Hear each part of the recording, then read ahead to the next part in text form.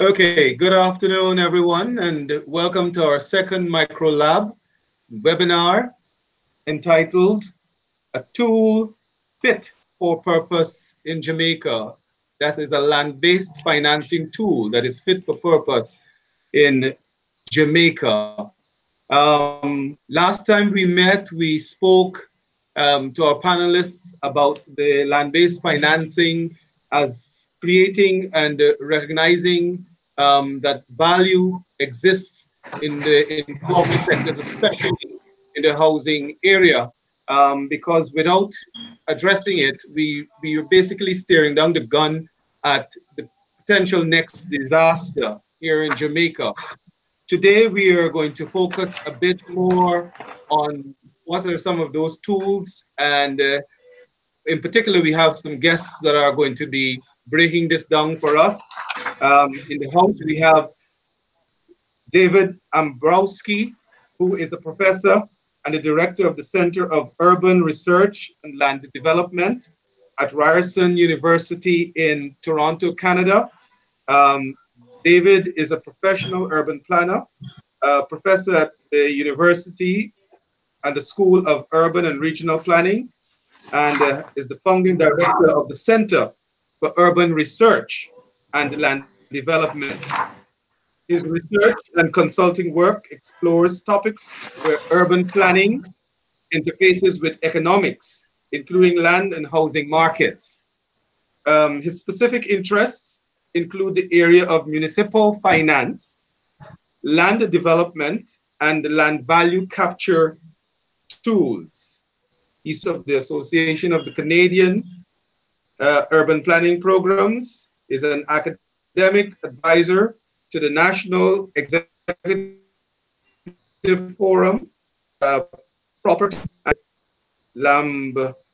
Lambda Alpha, Honorary Land Economic Society.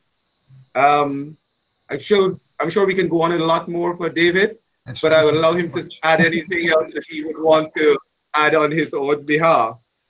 We have also on the panel this afternoon, Dr. Carol Archer. Dr. Archer, who has been a member of our project advisory team here on Project Braced and she has over 25 years of experience in management, education, training, and research in multidisciplinary and international setting. She has served as the Dean for the Faculty of the Built Environment at the University of Technology here in Jamaica, and has been appointed to the rank of Associate Professor in 2017. Dr. Archer has a very long bio as well that amply states her broad expertise and her potential for the work in which we are exploring this afternoon. She has also been working at the Bank of Nova Scotia in the Building Society area, in National Environment and Planning Agency, STATIN, Water Resource Authority, the Development Bank of Jamaica, National Housing Trust, just to name a few of the areas and the boards that Dr. Archer has been working in. In 2010, United Nations Settlement Program, UN Habitat, invited her to serve on the panel of international experts on local government and community development reform. We have a tremendous resource in Dr. Archer, and I want to welcome you to our discussion and discourse this afternoon, Dr. Archer. Carol, we normally call you, so I hope that will be fine for you. Perfectly fine. And if you want to share any more information on your bio, Carol, feel free to do so. That's enough. And of course, we have Mr. Parker, Mr. Unigre Parker, who is the director for the planning department at the municipality here in Portmore, St. Catherine, Jamaica.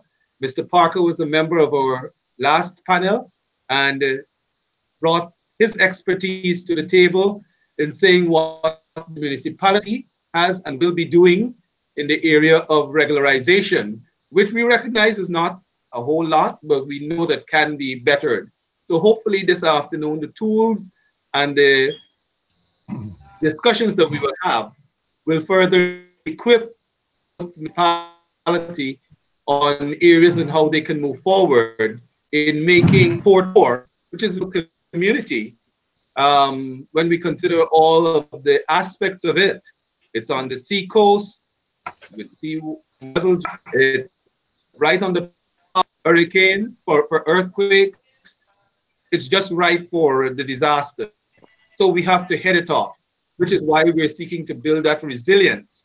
And in the course of the project, we recognize that there are a number of areas that we have in trying to build community resilience. However, we recognize that one area that needs to be drilled deeply is the whole aspect of land regularization, secure tenure. And which is why the discussion this afternoon is intended to help us understand a bit more how we can use the land and the attributes thereof to really help to make the communities more resilient. Because we recognize that they're not wanting that to happen. They want to be resilient. However, they lack some of the tools and they lack some of the support that we hope that we can garner from the political, the economic, and all of the social aspects to make this come together. So we're going to ask us to share on these areas. But first, let me just explain how the webinar will flow this afternoon. We're going to have a main presentation by David, who is going to talk to us a bit about those tools. And then we're going to have a round of questions that we will seek to answer. And we will also invite those persons who are viewing this live to share their questions. And we will definitely seek to answer some of them.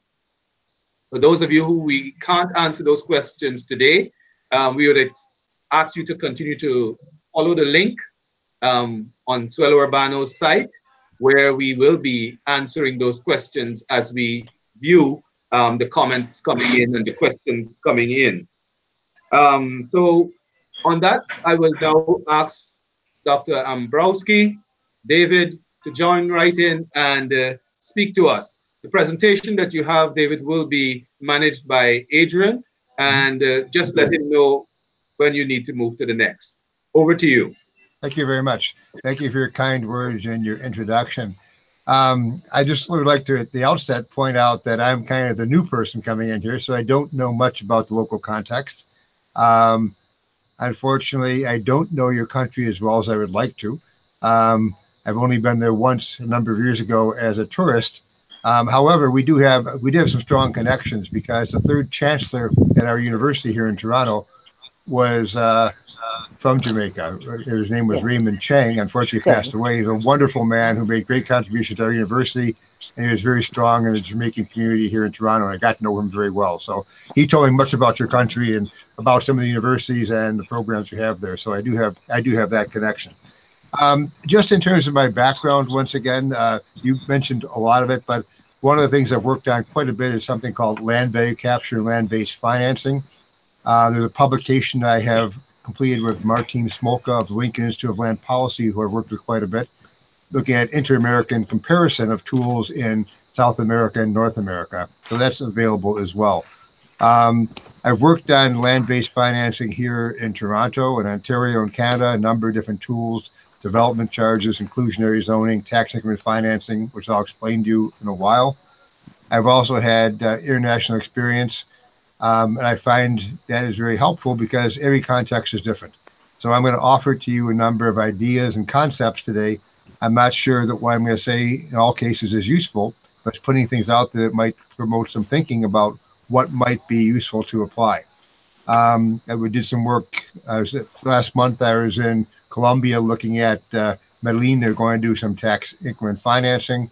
I did some work in Lima on transfer development rights, and also in South Africa, where the National Treasury is looking at development charges, and the city of Cape Town is trying to create a policy on inclusionary zoning. So I have those international experiences to bring to the forefront. I'm not saying I've got answers, but I've got lots of applications that might be possible to learn from. I always learn a great deal from these sessions as well and bring things back in my context as well. Next, please. I can't see the slide. Sorry. Are we on? Can we have the first slide? I can't see. There's just a little lag in time, but it's coming. It's coming. Okay. David. Okay. Sorry. I don't see them anywhere, so I'm not quite sure. Adrian, are we coming there?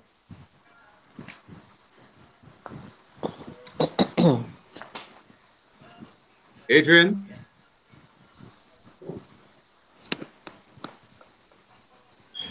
There we go. Yeah, it's coming up, but it's not. I'm not sure what's happening. Give me a second. Give me a second, guys. Okay, sure. Okay, sure. Daniel, can you show it from your end, please?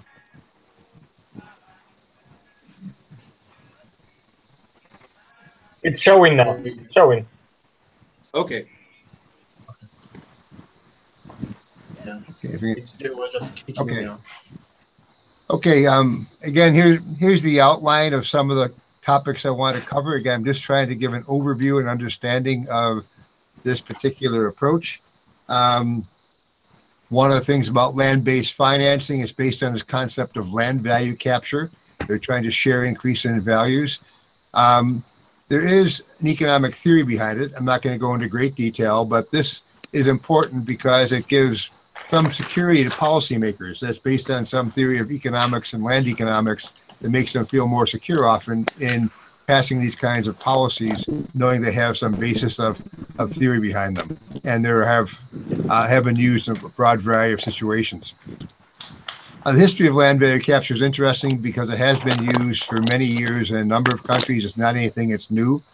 I know here in Toronto, for example, they say, oh, we've got a new tool. I said, no, it's not a new tool. It's been used many places for a long period of time, particularly in Latin America and the UK. Then I'd like to go over a bit of the range of land value capture tools. Not all of them will be appropriate necessarily for your application, but might give you a sense of other things that might be applicable more broadly in a country or in your applications in the country, but not necessarily the land regularization. Then I want to talk a bit about applying land value capture tools to land regularization.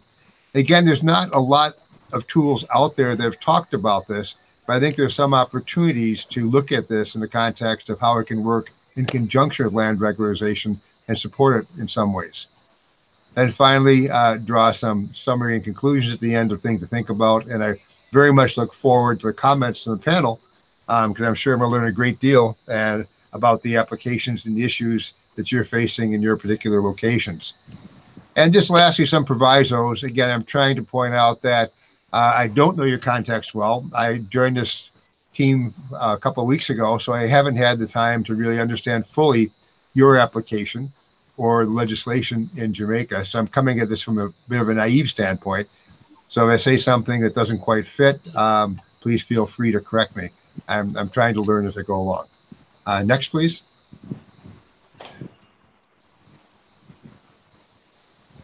One of the things that's more the background is that land-based financing is trying to capture land value.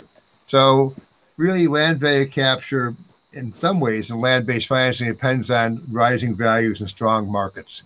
If markets are increasing, there's less value to capture. So when markets are increasing and prices are going up, even marginally, at least not going backwards, that's almost an important precondition to make things happen. So that's something to always keep in mind. When we talk about planning, we're talking about land economics tools, we have to be aware of what is the market, what are the market conditions. The other aspect that's important about that increasing value is that revenue opportunities can be increased if you find ways to increase value. And we'll talk in a couple of minutes about how value is increased by government decisions, government activities, in addition to being increases that reflect just increase in demand and market values. So if we're looking at the conditions and policies to support increasing land values, we know it has to do with the markets increasing. And we have to know that there can be government policies, not only to capture the land value, But government policies are also important to increase land value. And that's the other part that's important to understand. Once we begin to increase these values, it then does give us the opportunity to capture those values. The big question is that when values increase, are they captured by the public sector or the private sector? And our argument that we always make at Lincoln and our work in this area is that if these values were increased, not because of anything the owner of the property did, but because of market conditions, because of government decisions, or because of government investment, then those increased values should at least in part be captured by the private sector. That's more or less the underlying theory. The next, please. So again, I'm not going to go into the theory in great detail. I said we're trying to capture this for the private sector. It goes back to neoclassical economics, if people are looking for what the basis was, back to the writings of David Ricardo. And what he did in his work, he called these increased values often the unearned increments. He meant that the owner of the land did nothing to increase this value.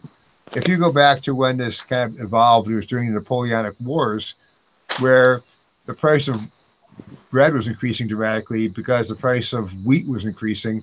And people were arguing that what was happening was the landlords who were renting the land for wheat were behaving in a bad way. They were behaving in a monopolistic fashion. And the reality was that the demand for that land was a derived demand because there was a shortage of food and the price of bread was getting bid up. So if you look at this from an economic perspective, what was happening was the owners of land were earning these unearned increments, large economic rents, not because of anything they did, but because of the market conditions. And so he argued that you should really try and capture this unearned increment for the public sector because it's not anything the owners actually did to contribute to those values. So this is where the idea came of Ricardian rents and economic rents. And this is where part of this, a lot of this theory really came from. It's been advanced since then and looked at in a lot of different ways, but really people say we can look at it from that perspective. There's a strong rationale for looking at these rents in the land market and trying to find ways to capture them. Next, please.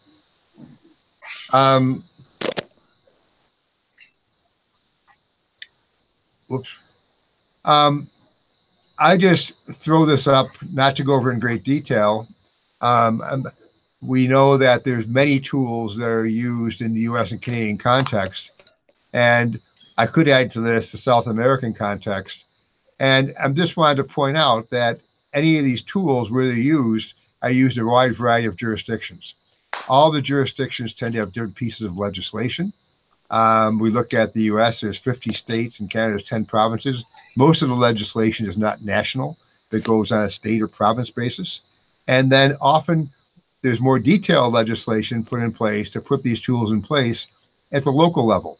That's by city charters or planning documents at the local level.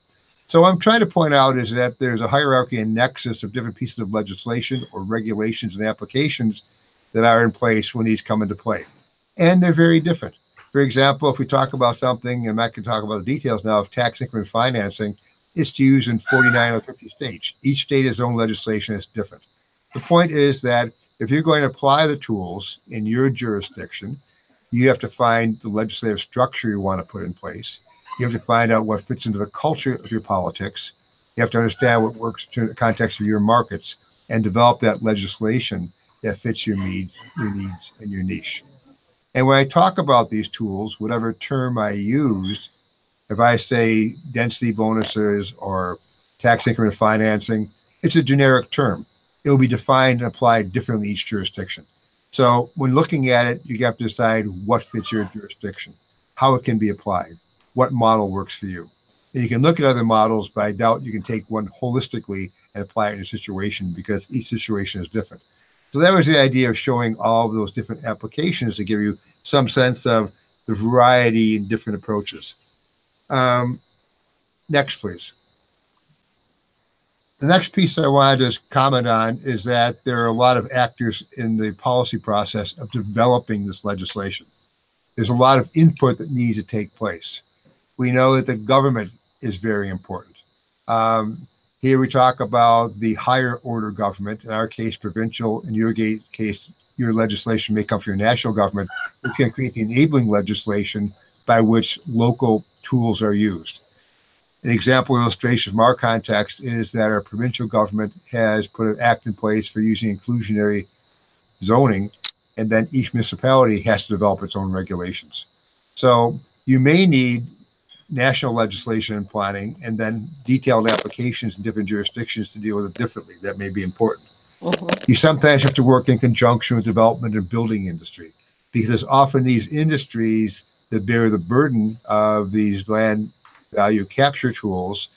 You have to understand how it affects them, because if it affects them too badly, you won't get any development. There's no development, there's no increase in value, and things don't happen.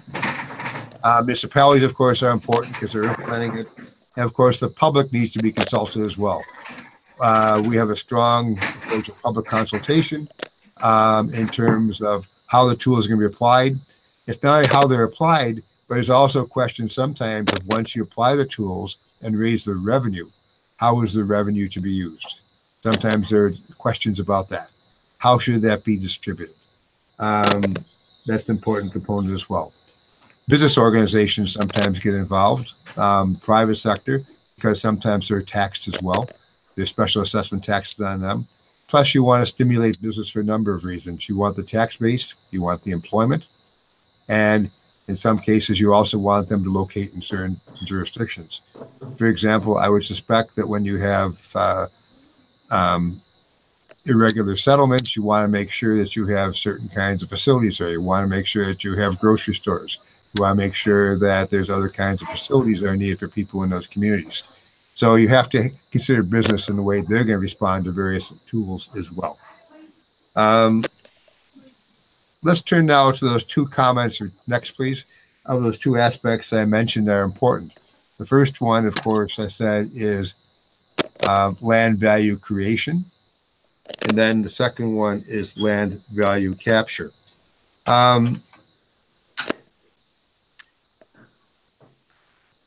Government can do things to create better values. They can do things like invest in infrastructure. Infrastructure investment creates higher values. They can improve the public realm. One of the examples of that is we have a jurisdiction here called Waterfront Toronto, a tri-government agency trying to develop land along the waterfront. And they have land they're going to put up for tender for people to develop. But prior to putting that land for tender, they invested heavily in the public realm, putting in a waterfront trail and public parks. That increases the value of those properties. So by investing in the public realm first, when they sold the land, they're able to capture higher values for the land to use that money for other purposes. So the land value creation is something that's very important. And then once you create that value, the question is, how do you capture it? Next slide, please. Next slide shows us in a little more detail. It begins to comment on what happens on a supply side. How can you supply on a supply side enhance the public realm? Well, as I mentioned before, you can do that by creating parks, creating better connectivity, creating better environments. But the big point here is infrastructure investment. Investment in infrastructure increases land value. If you put servicing in, service land is worth more than the non-service land. If you create transit, land values around transit stations, transit lines increase. So government investment does create land value, and rather than giving windfall gains to those landowners, you say, how can we capture part of that value to pay for that infrastructure? To finance the infrastructure is something very important. The other aspect that's not often considered is the fact that the government permission creates value. For example, if you have land that's just farmland sitting there, from a planning perspective, its value is increased when it's designated for urban use. The fact that it's got permission to use for urban purposes rather than agricultural, the urban use has a higher value than the agricultural use. That planning permission creates value. So these are three kinds of government activities that do create value: government permissions or government approvals and planning, the enhancing the public realm, and thirdly, infrastructure investment of all types. Now, the non-government way that the value increases is due to demand. If more people moving into an area, you have increased population, it creates greater demand for housing and all types of land. So market conditions are the other factor that creates increases. So the question is, when you have these increases, should they be captured by the landowners, the private sector, or should the government capture part of those values? And our hypothesis is that the government should capture those values for other public purposes. So that requires the use of some kind of land value capture tools. And if you look at these tools, there's a variety of them over time. But before I comment on that, just kind of reinforce why this makes sense. If you go to the next slide, and you say, why should we capture land value? Because sometimes people say that in the policy realm. There'll be people in government who say, well, why would I capture land value? The private sector can capture it. That's fine. Well, it's theoretically sound. We showed that through Ricardian rent theory that basically there's done many times nothing was done by the owner of the property to create the value, so the government should capture the value. It's an application of the benefit principle in terms of you can use that increased value to benefit people who have needs.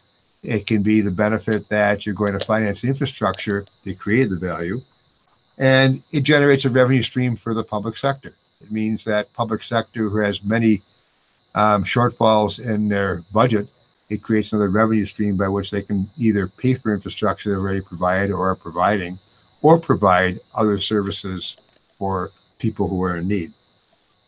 And again, part of the argument about this, I'm not going into it, but there's one kind of social reformer, Henry George, who wrote a book, Progress and Poverty, in 1896, and he argued that if you put the tax on land and land only, you can use those land value tax increases to actually fund all of local government. And it's an historical book, but he argued that you could actually use that to fund all of local government and the services.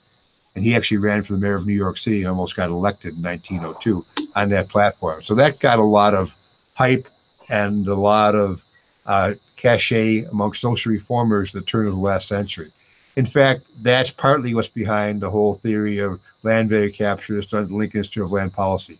The founders of that organization were believers in kind of the single tax Henry George movement, and that's at the base of that. So let's have a look at the next one, please. Let's have a look at the range of tools. And I'm not suggesting that all of these tools are even appropriate in your country, let alone for regularization.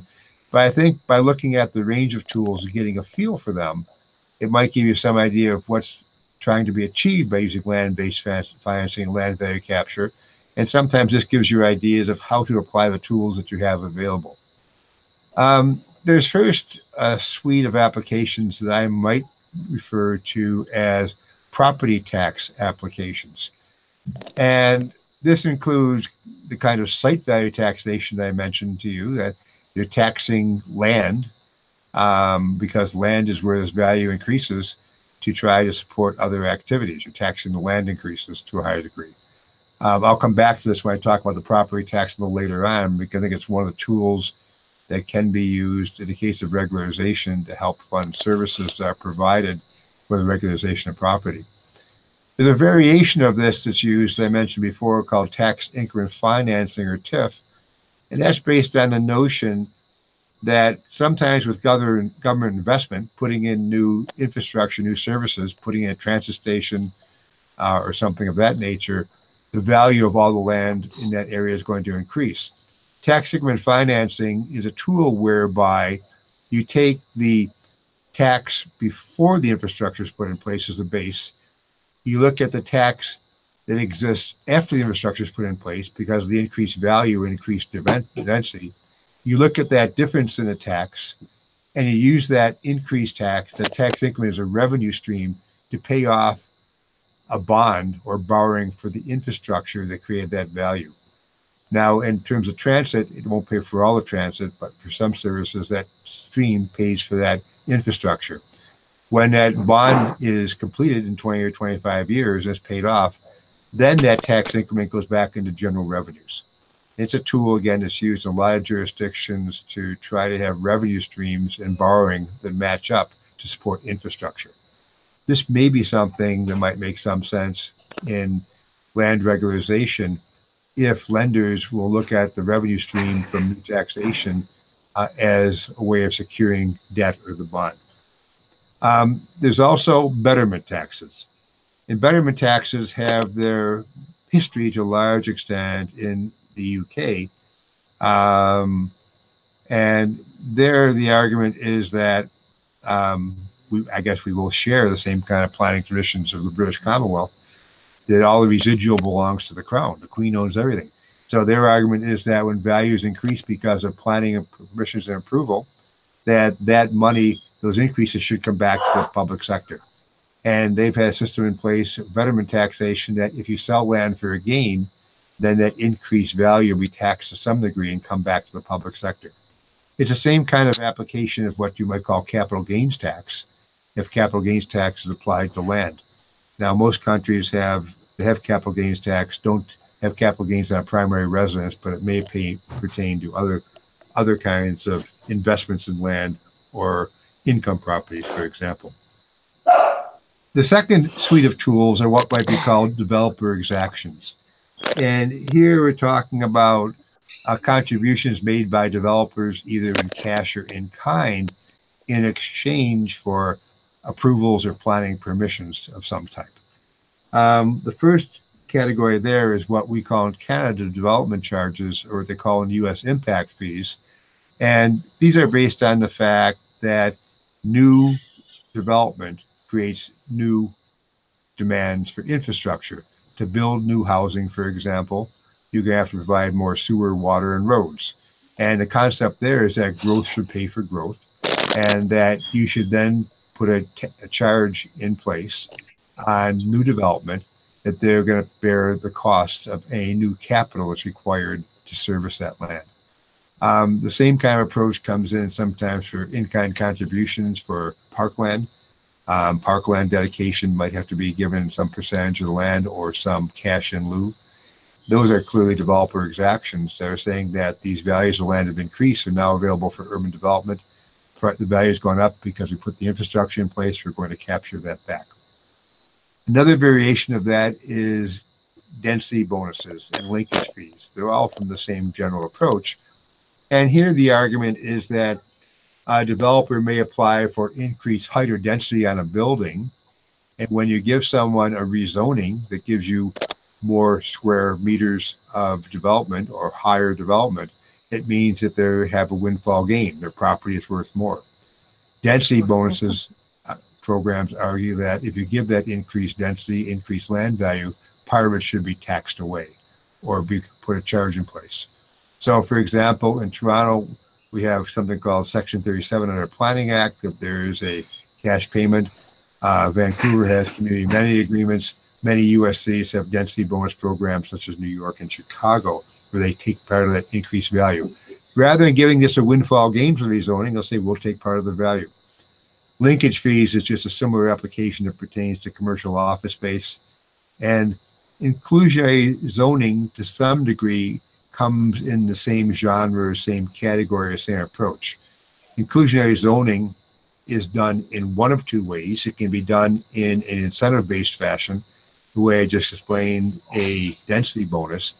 And it says that if you want increased density, you have to provide a certain amount of affordable housing as part of that density. You have to provide it in the building, you can provide it off-site, or you give a cash contribution to help pay for it. Now that's called incentive-based density, inclusionary zoning. There are also some areas that have mandatory, that suggest with any development, you have to provide a certain amount, whether it's increased density or not. So again, inclusionary zoning is another one of these tools that's used in a variety of different ways. There's a slash there because some places it's called inclusionary zoning, some places inclusionary housing. It's applied in over 500 jurisdictions in the US in a broad variety of different ways. But to do it properly, you have to understand the context of the market, what the impact is on the market. So again, the market's important in understanding all of these tools. There could be categories called special assessments, where you know that you put a transit system in some place and the values along that transit are going to be increased. So you're going to put a special assessment, a way to tax that, a special tax, a density bonus tax. Or in the case of Crossrail in London, where they put their transit stations in this new massive transportation system, they put a surcharge on the business tax for businesses with a certain distance to the stations. The argument is that because they're close to the stations, they have more traffic coming by of potential purchasers, their revenue is going to go up, they're going to pay a surcharge on the business tax. There was a case in Portland where they're going to build a new link to the airport. And without some special funding, the link wouldn't happen. The developers agreed voluntarily to pay a special assessment, knowing their land values would go up to help support that transit line. So there are a couple of examples of the kinds of special assessments that came into play. And again, there's many, many examples from many countries and how they're applied in a variety of different ways. There's some other applications, transfer of development rights, where you can separate your development rights from the building and move them around, transfer them to other jurisdictions. If that's in place, it's a market transaction, but the government can take some kind of a charge for allowing that to happen. Or the government can have their own bank of transfer of development rights to sell them and make money from them. The case I mentioned before in Lima, Peru, they're trying to protect their historic district where the density permitted under the zoning was higher than the existing historic buildings. They're afraid people would knock down the buildings to build the higher density. So as an alternative, they say, okay, then extra density you're not using, you can sell or transfer to another site. That's a way of preserving historic properties is one particular application. Public land leasing. I'm a huge fan of public land leasing as a vehicle to capture land value, because it means that the government doesn't sell the land, but they lease it. And when values go up, they can raise the lease rates. At the end of the lease term, they have the land again for some public purpose. So I'm a big fan of using public land leasing where possible. There's lots of applications around the world. We know that almost 80% of Amsterdam is on public land leasing. Hong Kong's on land lease. If you're in the UK, sometimes you see people buying a suite. You know, they had 1,000-year land leases. You see 800 years left on a lease. So there's lots of applications where it has been done. I've advocated this quite extensively in our waterfront area where the government owns huge tracts of land, saying that you can have that opportunity to maintain those public land leases or public land. Once you lease it to somebody, they can't actually apply for another rezoning. You can control what the built form looks like. You can have joint use of facilities. If it's an office space, you can say your parking must be used for public recreation on the weekend. It gives you much more control over the land, plus gives you a revenue stream and gives you the opportunity to capture increased values in 15 to 20 years by increasing lease rates over time. Another application is community land trusts. We'll talk more about that a little later on because I think it's one of the tools you can use. And here you have land owned by a community land trust that's kept in typically for purposes of affordable housing.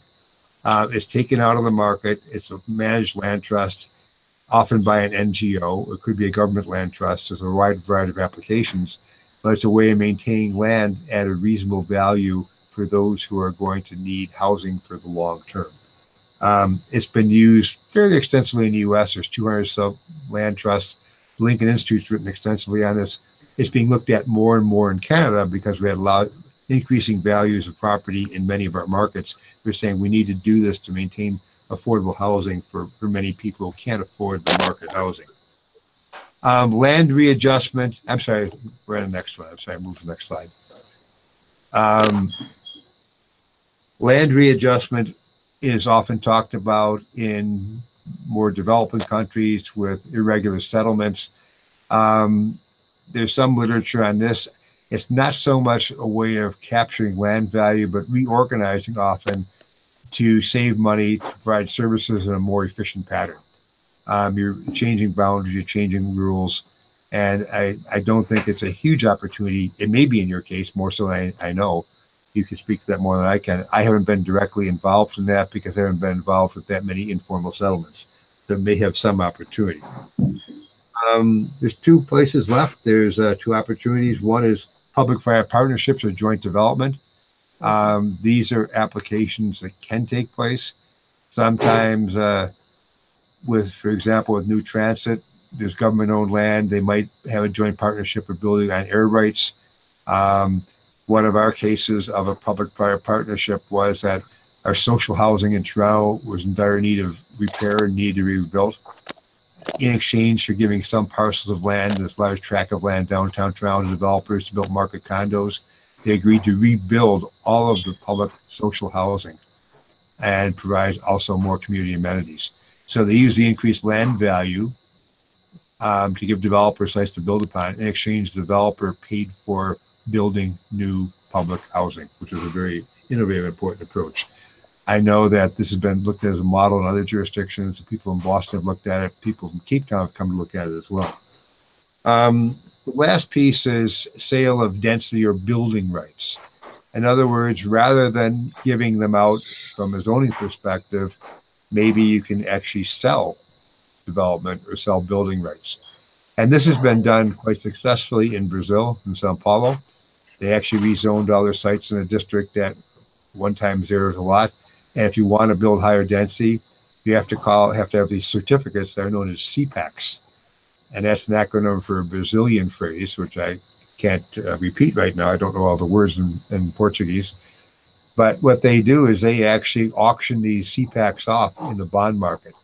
And the people go out and buy them. They can trade them. They may increase in value. The government may hold some back, so they get the increased value. So they get this revenue. And then, in fact, the developers need them to build. The revenue is used to provide the infrastructure in the area.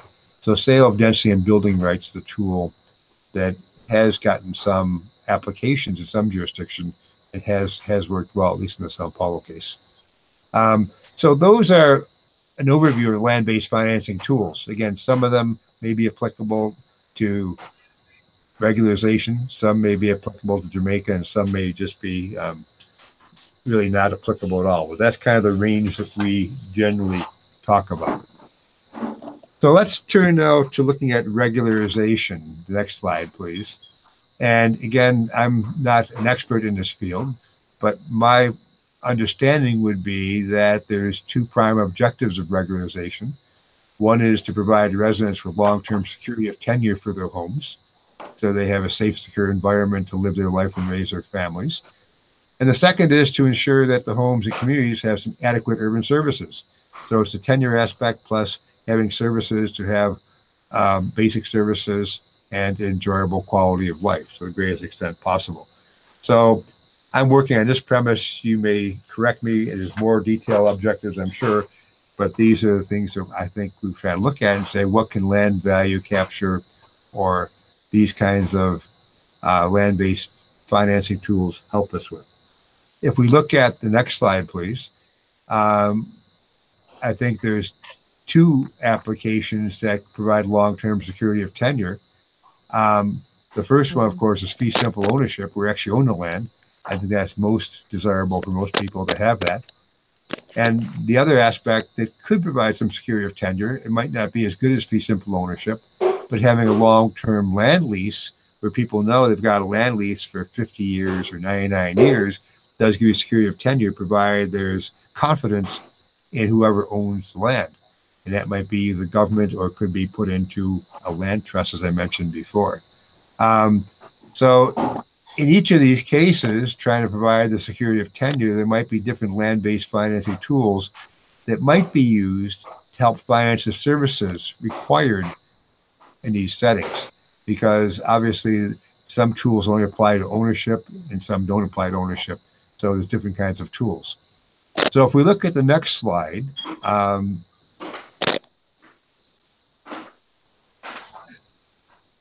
just talking about this issue of provision of urban services. And we know that the primary provider of services are local municipalities. So I think the question then from a policy perspective is which services are most essential and most important. And again, if we look at just two types of services, hard services, property related, sewer and water and roads, and soft services, people related, there might be schools, healthcare, and recreation services, and so on. We look at those two categories. And the firstly, of course, are the basic human needs is you need sewer and water. You want to have those basic health-based issues in place. The other question is, when will they be provided? Why do I raise that question? Because they have to be financed. If you're trying to regularize the land, are the services available before land is regularized or afterwards? So you want to have those most essential services provided as soon as possible. Again, I'm telling you what you already know, but I'm just pointing this out as part of the context of thinking of the revenue streams. Some services maybe can be phased in over time, some of the people-related services, maybe some recreation facilities and those kinds of things. So what are the implications for financing? You need financing for some of the basic services very early on. So the question is, how will they be financed? How are they going to be financed when they're traditionally financed by government, but government may not have the revenue streams that are necessary? So if we look at the next slide, it just makes the comment from a municipal finance perspective is that the primary financier of the services typically are municipalities. And your municipalities are probably very similar to municipalities around the world claiming we don't have the money. We don't have the revenue sources. We're not getting proper grants and transfers from the senior levels of government. We don't have enough own source revenue, and we don't have the money available. So what kind of contributions do you get from the senior levels of government? In our case, the province and the feds. In your case, your national government as well. We probably don't get enough, so we have to look for other revenue sources. And can we look at land-based financing tools to help support this? As I mentioned before, we need different tools for different kinds of security of tenure. I was informed that even though obviously people in irregular settlements and looking for regularized settlements tend to have quite low incomes, there still is a willingness to make some kind of a contribution to have services. And that's fairly typical in many places. People are willing to at least make some contribution to have services because they recognize that all these things can't be provided for free. So if we look at the next slide, I look at the land-based tools that might be possible to contribute in some fashion to the ownership model. And there are basically three of them there. There's the property tax that we traditionally know. There could be some special assessments, and maybe some of the special assessments wouldn't pertain to residential properties, but maybe if things are developed well from a planning perspective, there could be some employment uses in those districts, and maybe the employment uses could have some special assessments to make some contributions. And then thirdly, there's capital gains or betterment type taxes. And those types of taxes might be only payable upon sale of the property. And you say, well, these people want long-term tenure, they're not going to sell, but some people may sell. And if they do sell, you'd want to make sure that any increase in value is captured by the public sector and not by the private sector.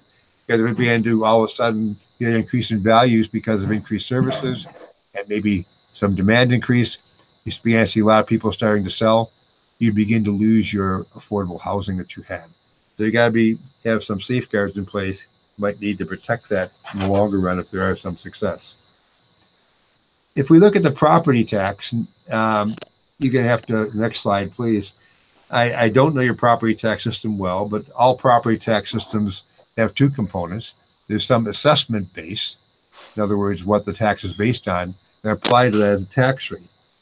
The tax rate is a political decision. They have to strike a tax rate to try and meet a balanced budget for your operating budget, obviously.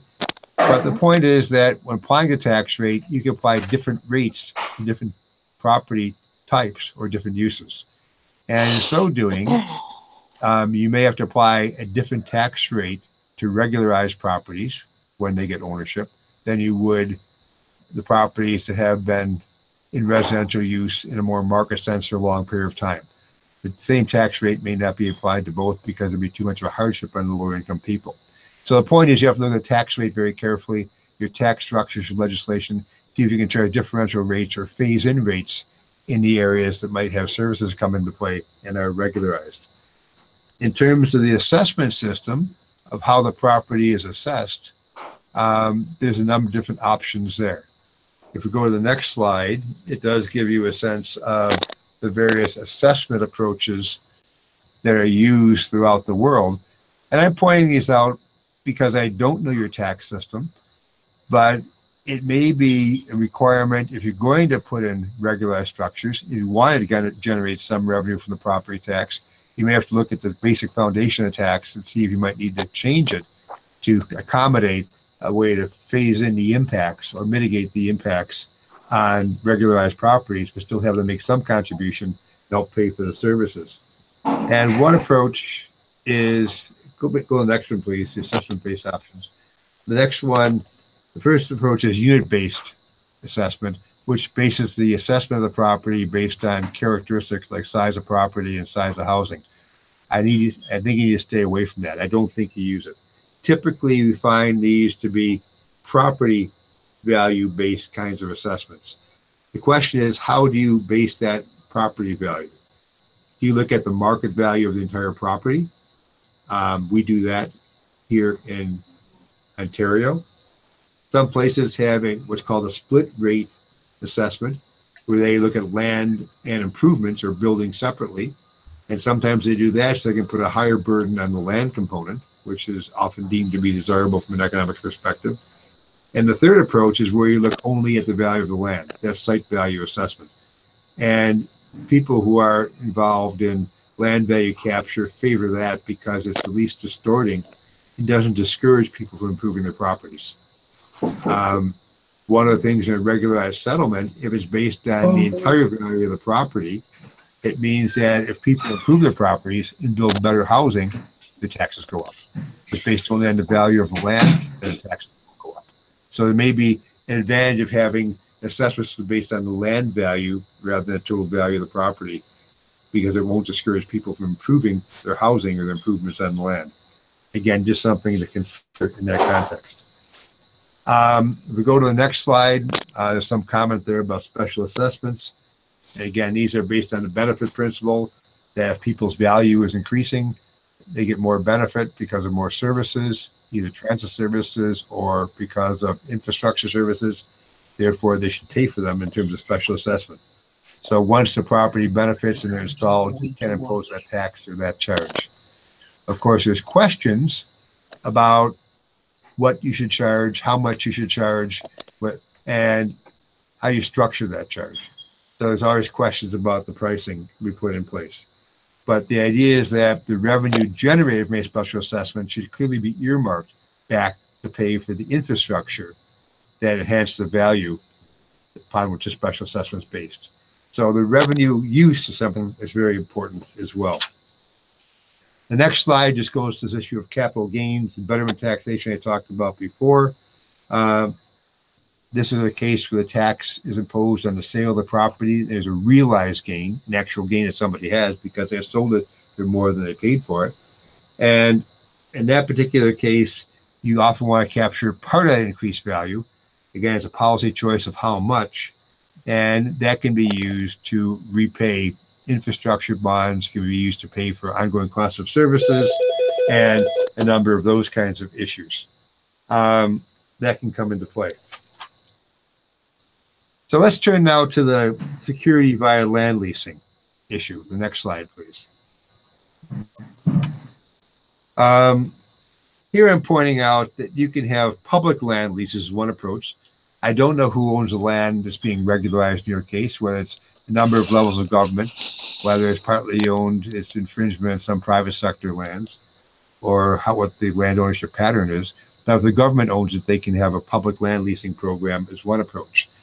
The other aspect is that you can have community land trusts put in place under the approaches that have been done in some places in North America, for example, and the UK, where the land trust can either be managed by the government as the manager, or it can be managed by a land trust kind of NGO. There's two different applications for that, and there's pros and cons to each approach depending upon the culture and the jurisdiction and so on. If we go next to the next slide, I've already commented on a lot of some of the benefits of public land leasing, and the land that says kept in public ownership. So that's important because there may be other uses for the public in the future. One of the issues, I'll give you an example, in Toronto is they're going to sell off all some excess school sites in downtown Toronto. I argued against it, say that's government land. Don't sell it off.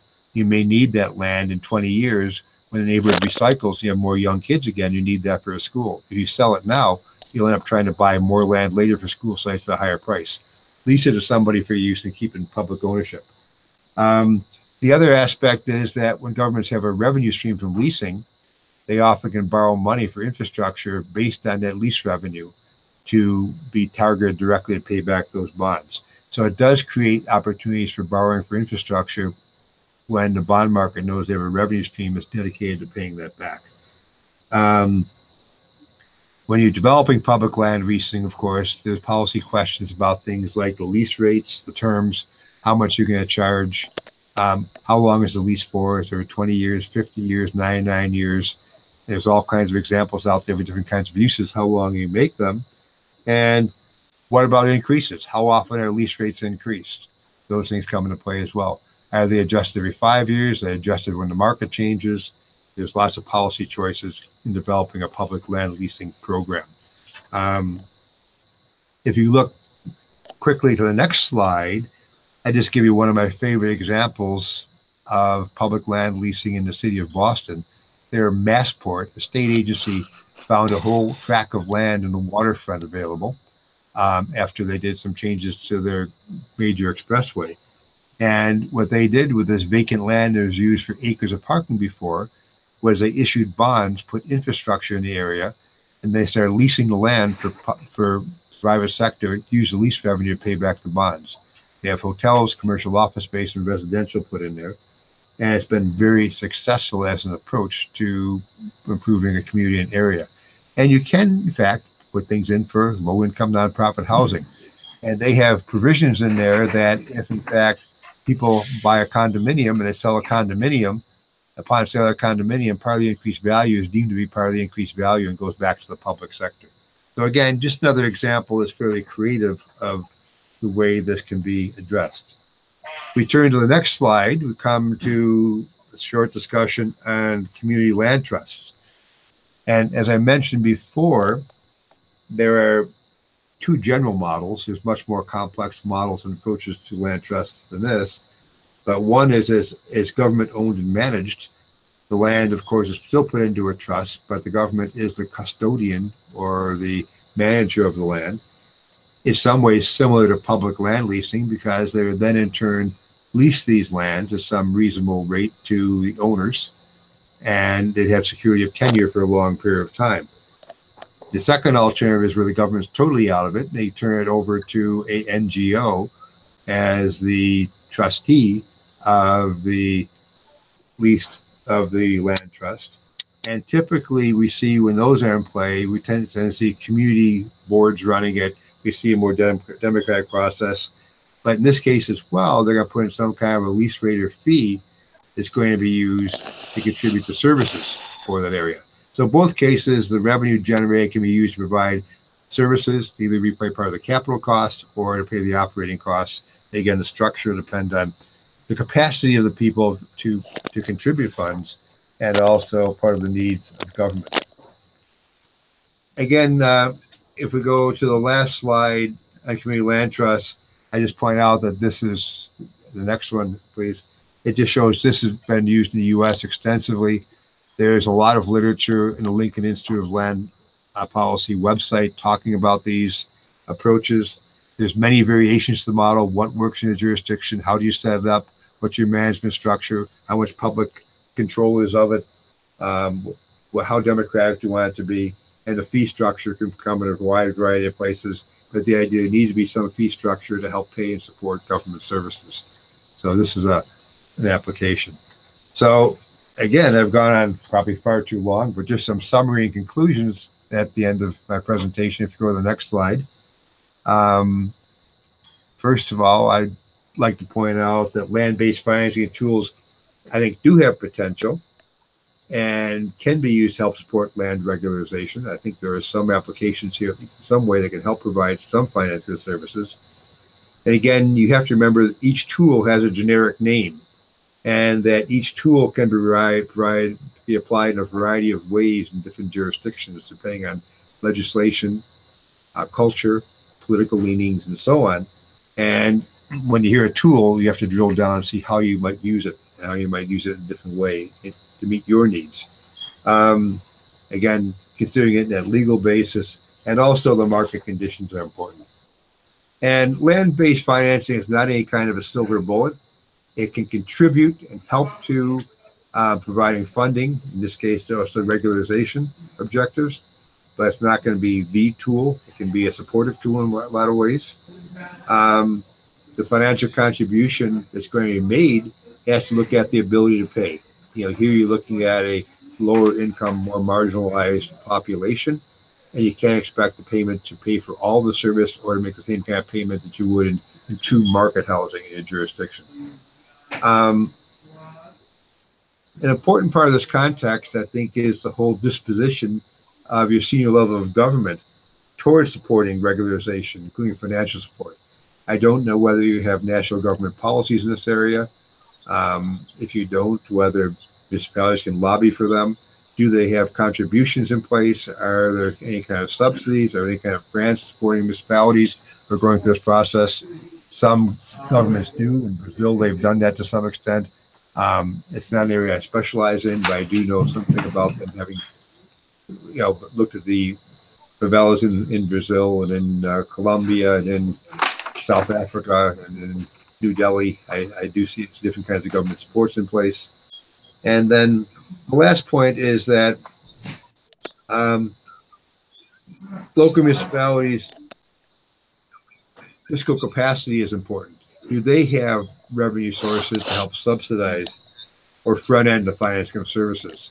And again, I suspect that if you looked at the municipalities across Jamaica, as you look across Ontario, some have greater capacity to provide subsidies to these areas than others. Some municipalities are in better fiscal shape than others. So the question is, to what point can your municipalities contribute to help support or front end these services to get the regularization moving forward? So I'm sorry I went so long. Again, I provided an overview. I'm sorry if I was naive in some of my assumptions about what's going on in your setting. I look forward to your comments and learning from you. And if I can be of any assistance by providing more details on these tools, I'll be happy to do so. Thank you very much. Thank you so very much, David. We did go a bit long, but okay. We have that forward. Irvin, we have Irvin, heard hello. a number of those tools before. The question I want to pose to Dr. Archer, Carol, and then to Mr. Parker. Mr. Parker, you heard the question that David was actually asking. What capacity does the actual municipality have to play in that? I want that question to be addressed. But I wanted to take the discussion, Carol, to addressing first of all, what in our experiences here in Jamaica has the universities been playing a role in trying to influence some of these land-based financing tools? If so, what has been that kind of experience? Could you share with us? And identifying some of the gaps that actually exist that land-based financing tools can help us to fill. Let me hear from you what your thoughts are on the presentation and on what the experience has been from the university. Yes, thank you. Can you hear me? Are you hearing me? Oh boy. Can you hear me? Oh. Carol, we're not hearing you. Okay, let me see. Are you on mute? Let me see.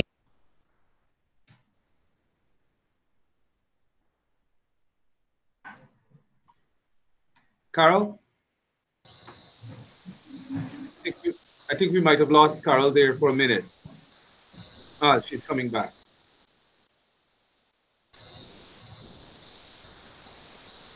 Hello?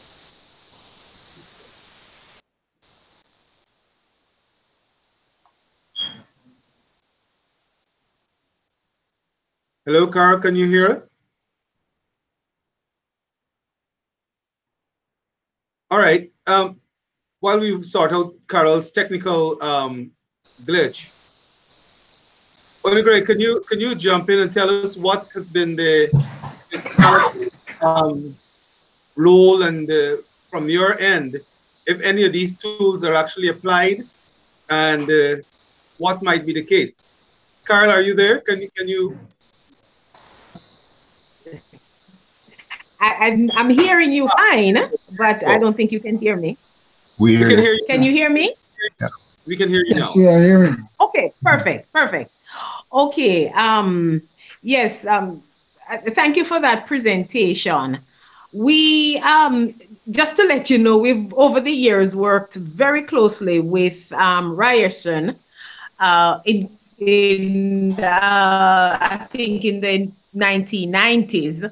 We had a relationship, the urban planning department had a relationship with the planning department at Ryerson, and other faculties here at UTEC currently have ongoing relationship with rice, and so it's we're familiar with your approach to research and in this area. We also worked closely with the Lincoln Institute. In fact, we just completed, some colleagues of mine just completed a piece of research looking at compliance to the property tax system in Jamaica. That was about 2 years ago.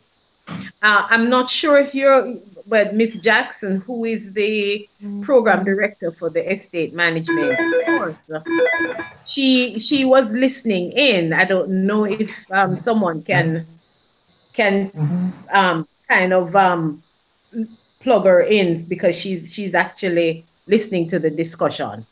But just to say that our property tax system it's different from what we've seen in Canada. In fact, we focus on what Miss Jackson would refer to as site value. So the value is based on that particular location, and it's on the unimproved value. So the taxes are assessed based on the unimproved value. So you might have a property where, beside each other, one having a 6-room mansion with, using all the urban services, and another one, which is a shack, and they're paying the same property taxes. The local municipalities also, they do not have the requisite, should I say, legislation, not just at the local level, but also at the national level, to empower the local authority to benefit from property taxes. So I think whilst we could look into some of those recommendations, I believe it would require significant changes to our legislations as they currently exist. In the municipality of Portmore, the research that was funded by the Institute showed that we have higher rates of compliance in the municipality of Portmore. So I think that's encouraging, and we can look to see how we can then utilize this rate of compliance, that is compliance with property tax payment, how we can then use this as a spin-off for further economic development. Our zoning and land use are not directly tied to the property tax system, and that's a problem. And again, I think that's where we, at the municipal level, we could look to revise and ensure that there is a stronger relationship between the zoning and the property tax system. I think, to be honest with you, that system needs to be significantly revised. That's what our research is showing. When we, at the university, when we prepared the national housing policy for Jamaica, we spoke to some of these issues. I'm hoping that you heard all what I've just said. Yes, very good. Very interesting. Thank you so very much. We did hear. Mr. Parker, would you like to follow up? Because I'm sure that as the resident man from the municipality, you would have some insights to show, and possibly areas that you might want to consider, that the municipality might want to consider, in addition to having the property tax, which is not at your level, we understand that. But is there some kind of understanding that possibly a betterment tax could be brought into the play? Some other level, not to burden the persons, but understanding that in particular, when we speak about the informal communities to which this is being targeted, we have a number of people who have not been paying any taxes. Even though the Portmore rates are high, those persons in that outside in the urban areas that we are referring to have not been paying taxes. And they're saying that we won't mind getting involved in the paying of taxes or paying, but then there needs to be some quid pro quo. Something has to be given. And this is where the creation of the value of land might be something that you might want to look at. But let me hear your thoughts, Mr. Parker. All right, thank you very much, Sir Irvin. Based on the points that Dr. Harcher shared earlier in our speech, I agree with her significantly as it relates to some legislative changes that will be required if we really want to capitalize at the local level where property taxes are concerned. As you're aware, Sir Irvin, the local authorities are not the ones that determine what the property taxes that each resident within the municipality pays. However, we are the ones that has the responsibility to ensure that these taxes are collected. And yes, in Portmore, we have a high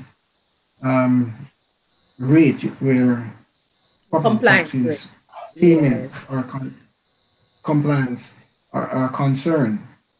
And at the same level, we recognize also that within our informal communities, there are persons who are not contributing to that aspect. However, they are benefiting from what the property taxes are designated for.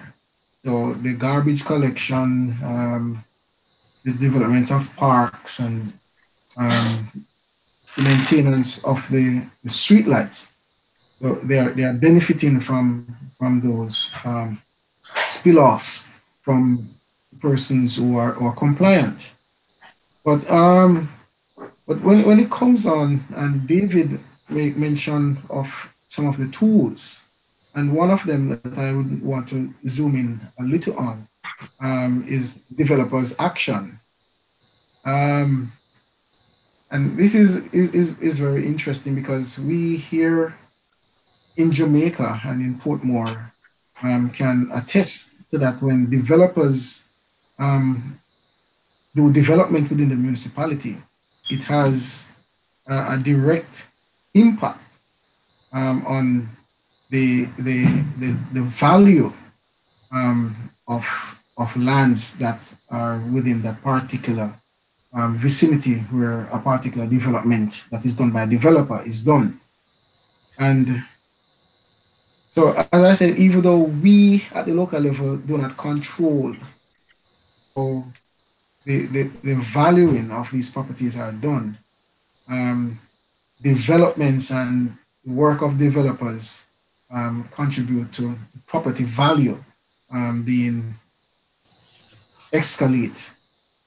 But however, I believe if the local authorities would have the autonomy to determine what property values and taxes that ought to be paid, then we would have say in how the municipality grows in terms of the services that will be required, that we could be able to contribute and to allow the municipality to develop in a particular way in which we were on the grounds and know of what are lacking and what will be needed. We'll be better able to do those things. I think one of the things that we have to look to, Irvin, before we even get to the application of what some of the recommendations, is this whole question of land registration. And that's one of the issues that we were faced with in Nagozed, as you're aware. To ensure that there is information, there is data at the level of the decision-making authority. And in our case, it will be both the national government and the local government. When we started out, it was very clear that we only had about 19 registered parcels. Yes? So how do we make decisions when we don't have the basic information about the land and the who owns it and the type of and the nature of the land? That's one. Then for those persons who don't have formal tenure, and by formal tenure, I think we certainly for the experience I have in Nagozed, I'm now satisfied with revising my definition of formal tenure. It is not necessarily where you have that piece of paper that says, I, Carol Archer, am the owner. It's a relationship that is clearly accepted by the community that ensures that you have right to access that site. And so we need to begin to put the necessary legislation in place. One, to ensure that we have proper registration or facilitate proper registration of land, and two, to recognize the type of the various types of tenure relationship or relationships that can exist, because in small island developing states such as ours, as we would have seen in places like Africa and Asia, there are different types of tenancy, and we need to look at those and apply those to the whole issue of valuing the land and assessing the land for taxes. They are very novel approaches. I think some of them, with the necessary data and further analysis, we can recommend, be in a position through the university, in fact, be in a position to recommend to the government some approaches but I think that we have just started, and I must applaud Brace and your team for at least allowing us to start the discussion to say, look, we need to look differently. We have, for example, the public-private partnership that's been used extensively in varying examples throughout Portmore, throughout the urban areas in Jamaica. But the other, so for example, the Developers in Action, the Community Land Trust, those are very novel, and I would love to see the application using the Brace project again, that has really charted some new courses for us here in land management in Jamaica, to apply, for example, community land trust in dealing with land regularization for the communities that we are working in. Thank you so very much, Carol. I hope that we haven't lost Mr. Park completely, but I just wanted to address a few things that you've made mention of. And while I'm just asking those persons who might be viewing, if you have any questions, we only have a few minutes more, send them in so we can try to answer them.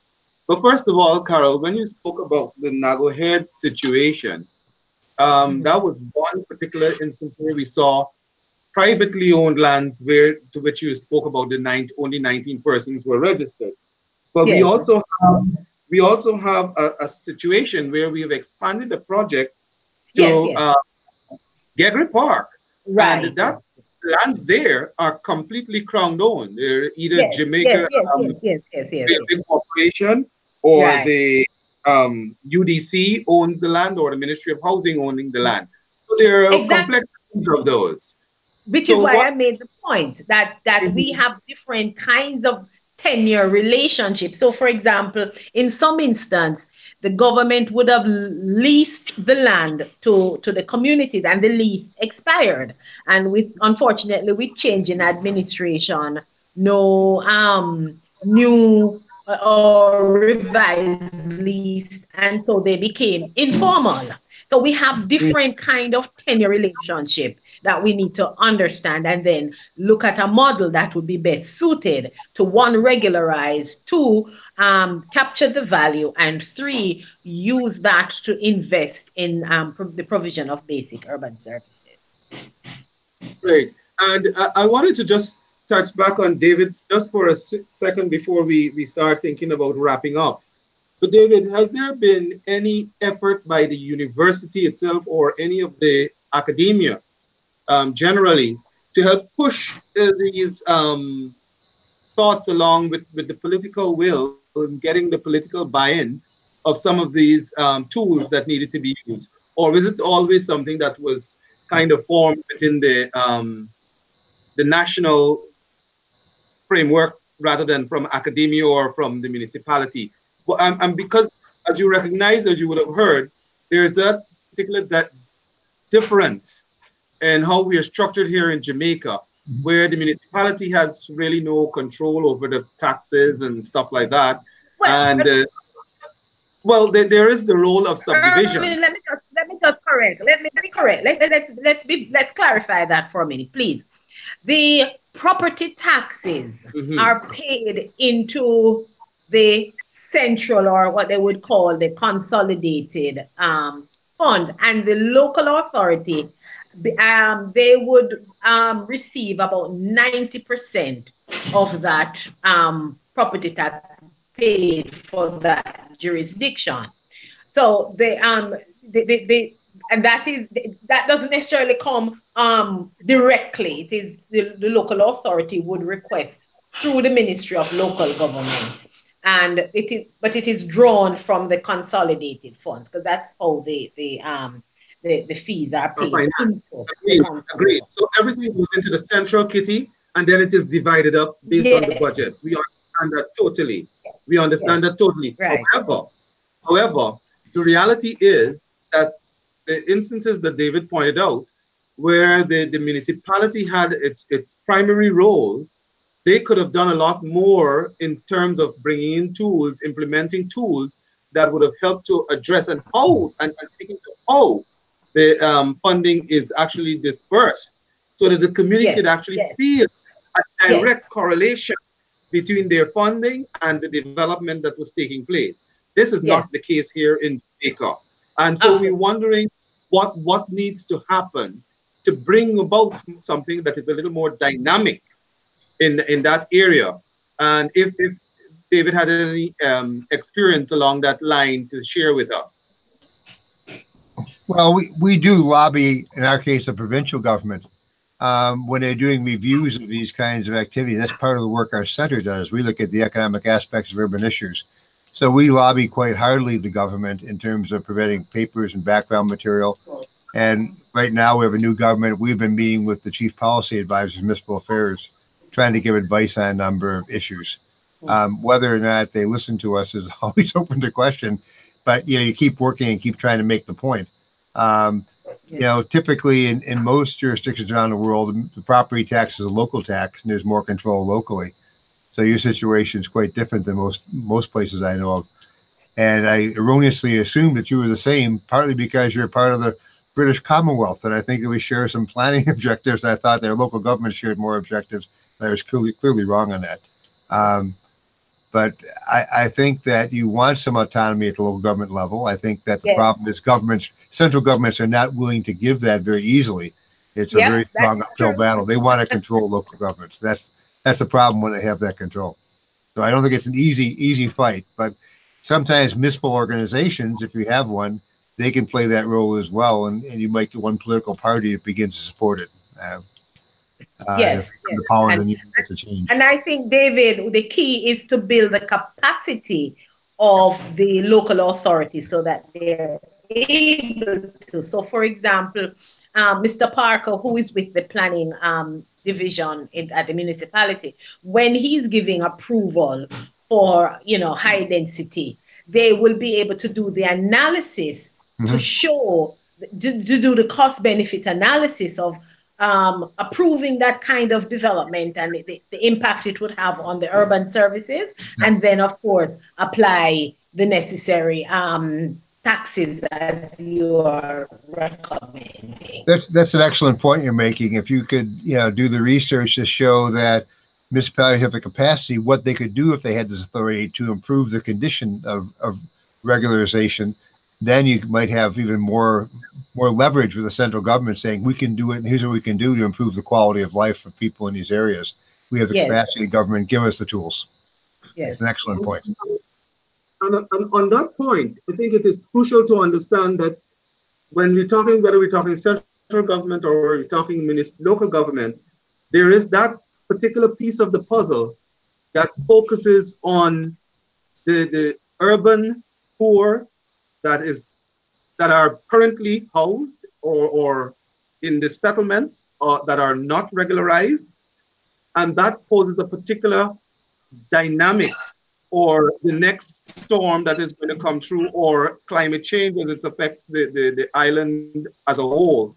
Those persons, if we do not get them really involved in the national fabric, will become a headache for the next government or the local government as something happens. And we need to be able to fix that, head that off before something happens. So our take is, at this point in time, let us take the hard knocks to get this fixed, but it needs to be fixed because we need to get persons at the municipal level to be more engaged because they're closer to the people in the communities. They need to be a lot more engaged, and part of that relationship will come about by implementing some of these tools that we have been talking about, where finance, we know, helps to bridge the gap.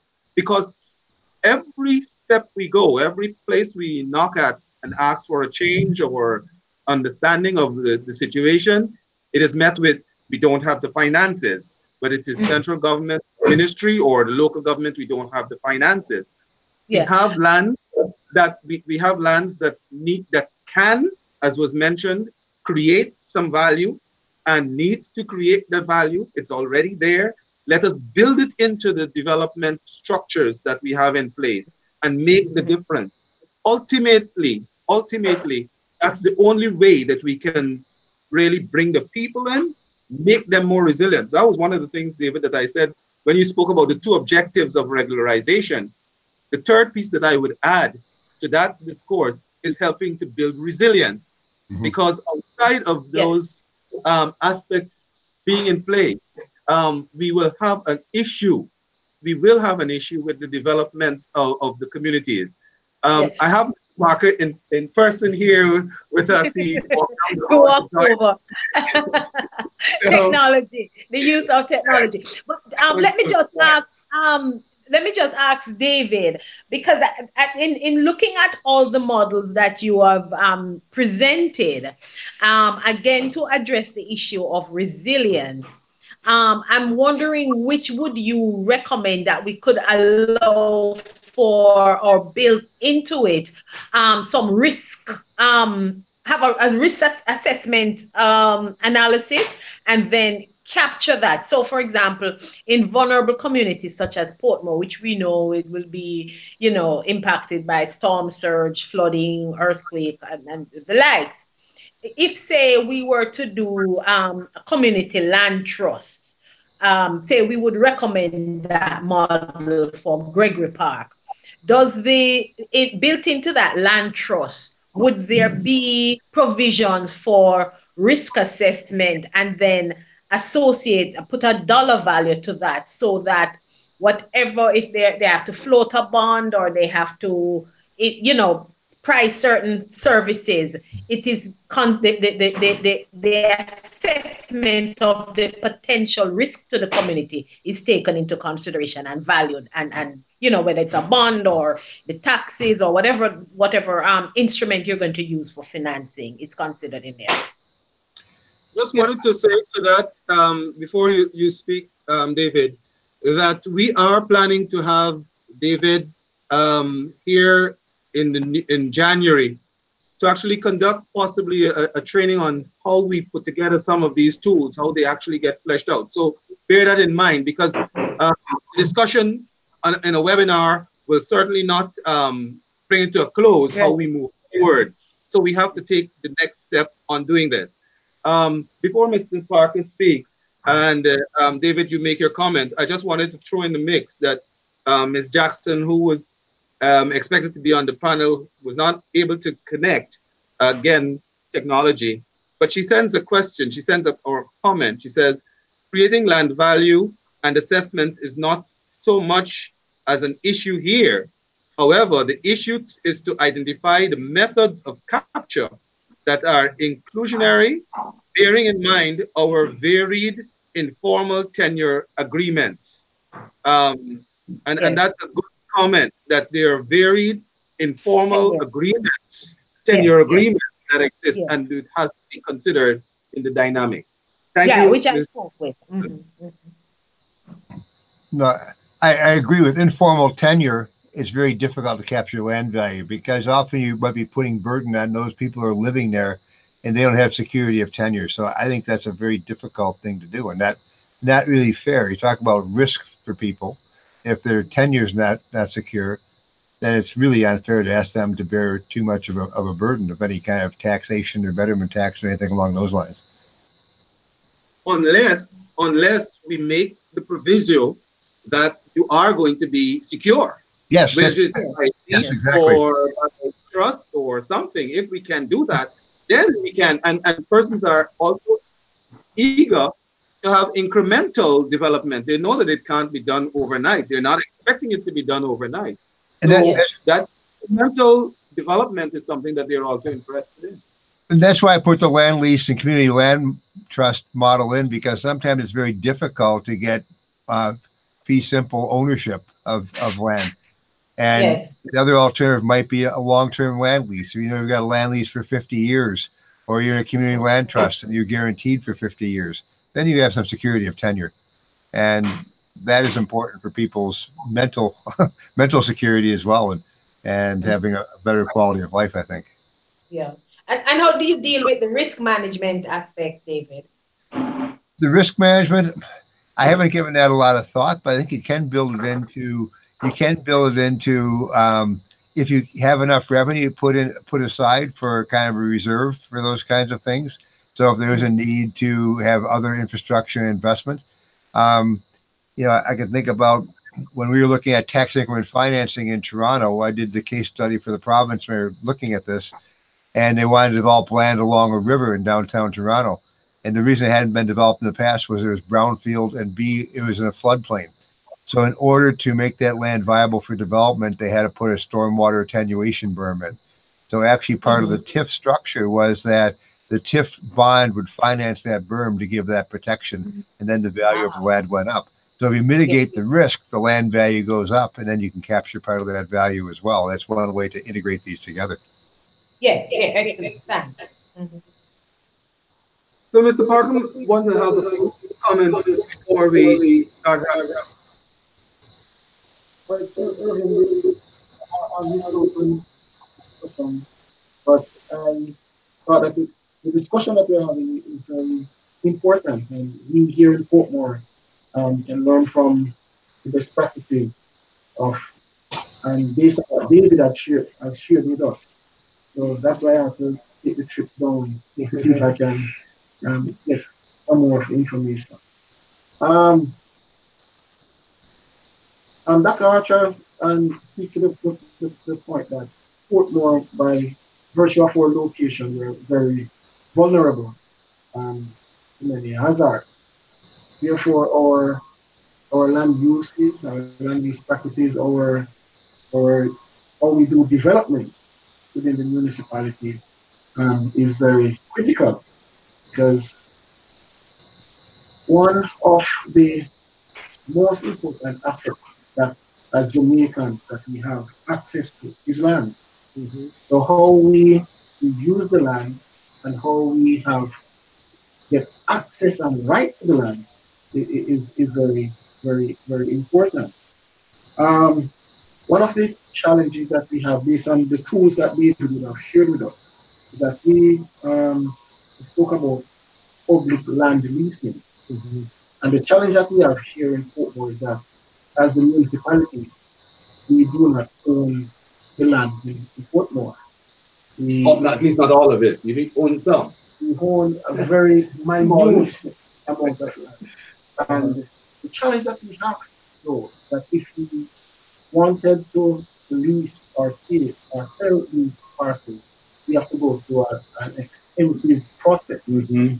And the government of Jamaica would have outlined what the land divestment process based on the policy that they have, which can take a lot of time. Mhm. So by that time, when we would have followed what the policy outlined, you might just lose a potential developer. Yeah. Based on the length of time. Um, Has the municipality considered itself to being the developer? I know that finances, but this is where the land-based financing tools become something that is employed or to help you in the development of some of these things.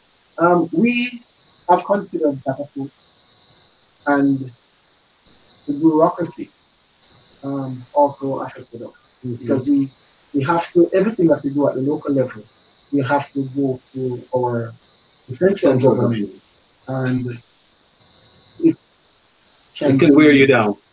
It can. Okay. So on that note, though, what I would want us to take away is that with the Brace project, we have been looking not only at what land-based financing tools we can employ, but we have been looking at what type of legislation changes needs to be made. And one coming on that is the whole aspect of the habitat fast track process for land regularization, but it's broader to tenure. And so some of the things that we want to really employ as we move forward, even as the project is about to wind up, is to leave in the hands of the municipality, leave in the hands of the municipality, leave in the hands of academia. Some of the learning, some of the understanding of what possible changes can be made and Yes. how it can be had. As we think about those things, and as we said that there's this whole role for private partner sharing, one of the things that we really want to see left in place is that the um, project advisory committee, that team, which embodies academia, embodies you, the technical folk, the municipality, the community. We would really like to see that become something that is mirrored, and persons are using that to inform government, to inform the community, and creating, because I think once there is an adequate understanding and a knowledge of what is possible, you will get the buy-in of the people. If they can't see what is possible or they fear what is possible, then you wouldn't have that buy-in. So we want to thank, first of all, because we've spent our time, fully spent our time. We want to thank you, David. We want to thank you, Carol. We want to thank you, Onigre, and Tricia, who was unable to make it online, but for your support. As I said, we will continue the discussion. It is far from done. Land-based financing tool has to be one of the elements that is brought into the discussion to help build the resilience of communities, especially communities that are so vulnerable, not only vulnerable because of the climate change effects and natural hazards, but also from an economic standpoint. When we take a look at it, the current market value for dealing with regularization and secure tenure is at one end of the spectrum, and the persons who don't have the finances that are in need of those that security is at the other end of the spectrum. And we need to find a way to bridge it. And in doing so, we need to find out what are the tools that can be used. We need to find out who are the players that must be involved. And we need to make that a concerted effort to bring this ship home. So again, let me thank you guys for your support, for sharing. David, we are going to be in contact with you. We hope to have you here in Jamaica, not for a vacation, sir, but for some work. Carol, we look forward to continue to work with you and the University of Technology, and of course, our ever faithful partners in the Portmore municipality. We need to continue to take this forward. Thank you, and good afternoon, all. Thank you very much. Thank you for your insights.